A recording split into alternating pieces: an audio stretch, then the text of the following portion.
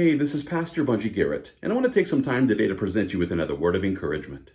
Well, it's the 9th day of Black History Month, and so I wanted to take this opportunity to consider the way that Black Americans have been affected by the eugenicists who have tried to implement the ideology of scientific racism here in the United States of America. Now, just to be clear, eugenics was a term that was first coined back in 1883 by Charles Darwin's cousin, Francis Galton. Galton defined eugenics as the study of agencies under social control that may improve or impair the racial qualities of future generations, either physically or mentally. To put this more simply, eugenics was a scientific theory that humanity can actually be perfected through the use of methods such as involuntary sterilization, segregation, and social exclusion. In this way, the eugenicists, they sought to rid society of individuals and groups who were deemed to be unfit.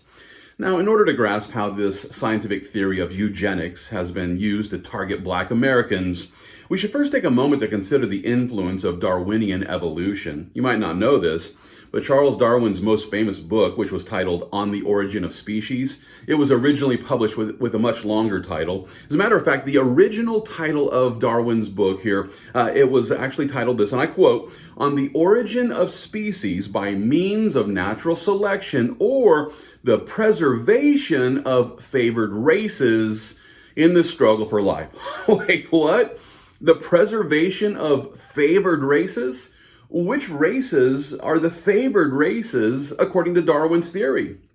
Well, in order to answer this question, we must consider the content of Darwin's book, The Descent of Man. You see, it's in The Descent of Man where Darwin actually presents his case for white supremacy. I like the way that Austin Anderson sums it up in his paper that's titled The Dark Side of Darwinism. And here's how he put it, and I quote, Although best known for On the Origin of Species, Darwin does not address human evolution and race until his 1871 book, The Descent of Man, in which Darwin applies his theories of natural selection to humans and introduces the idea of sexual selection. His white supremacy is revealed here. Over the course of the book, Darwin describes Australians, Mongolians, Africans, Indians, South Americans, Polynesians, and even Eskimos as savages. In other words, Charles Darwin saw every non-white population on the planet as a savage race. And listen, Charles Darwin set out to defend his belief in white supremacy by insisting that white people were more evolved. Here's how he explains it as he describes the Western nations of Europe as those that, and I quote him here, immeasurably surpass their former savage progenitors and stand at the summit of civilization. That's right. Darwin was assuring his audience that whites are more highly evolved than the Africans and the Aboriginals and the Mongolians and the Indians and the South Americans and the Polynesians and the Eskimos. And simply put, he was a racist. Listen, Darwin also included the ideological foundations of eugenics, and here's how Austin Anderson explains it, and I quote here, Darwin's theory applies survival of the fittest to human races, suggesting that extermination of non-white races is a natural consequence of white Europeans being a superior and more successful race. Wow. Listen, now, you might be thinking Anderson's assessment might be unfounded, and if so, then let's consider how Darwin himself explains it. You know, he compares the evolutionary gap between white men and the savage races to the evolutionary gap between the Negro and the gorilla. Here's how Darwin puts it in his book, The Descent of Man, and I quote him again. The break between man and his nearest allies will then be wider, for it will intervene between man in a more civilized state, as we may hope, even than the Caucasian and some ape as low as a baboon, instead of as now between the Negro or Australian and the gorilla. Wow, more simply put, white people, according to Darwin, are at the top of the evolutionary hierarchy, while apes are the lowest primates, and according to Darwin, the savage races are somewhere in between these 2 points.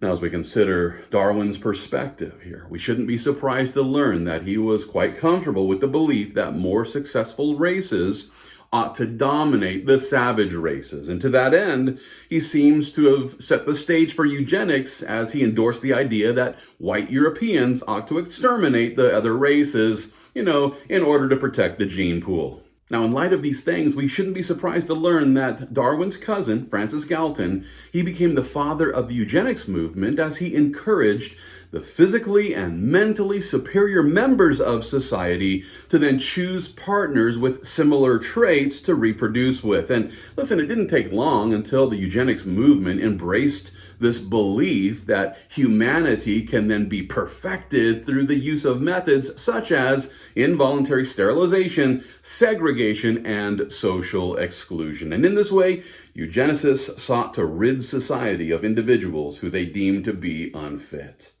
As a matter of fact, it was during the 1870s and 1880s when the ideology of scientific racism became increasingly common.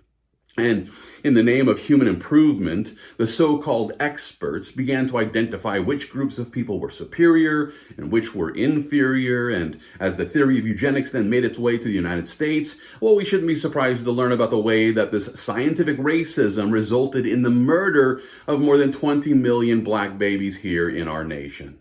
To prove my point, it'll help you to know that the Planned Parenthood organization was founded by a woman named Margaret Sanger. And listen, Sanger was a eugenicist who advocated for the use of birth control and abortion in order to accomplish this selective breeding of certain human populations.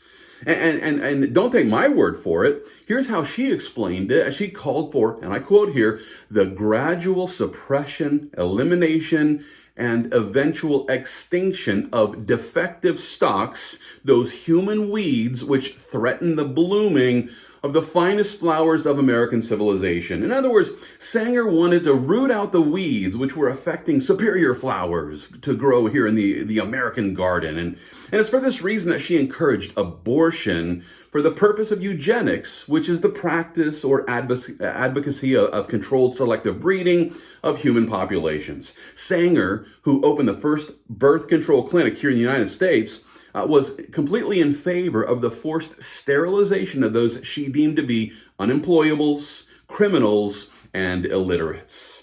And listen, she set out to accomplish this eugenic agenda by directing African American pastors here in the States to encourage their congregants to embrace abortion as a solution for every unplanned pregnancy. And here's how she put it, and I quote, "The most successful educational approach to the Negro is through a religious appeal.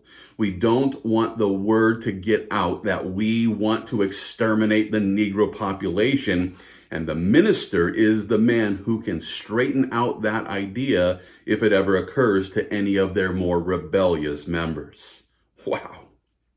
Without debate, the founder of Planned Parenthood was a racist who wanted to stop people of color from reproducing here in our country. And it's for this reason that the Reverend Jesse Jackson once referred to abortion as black genocide.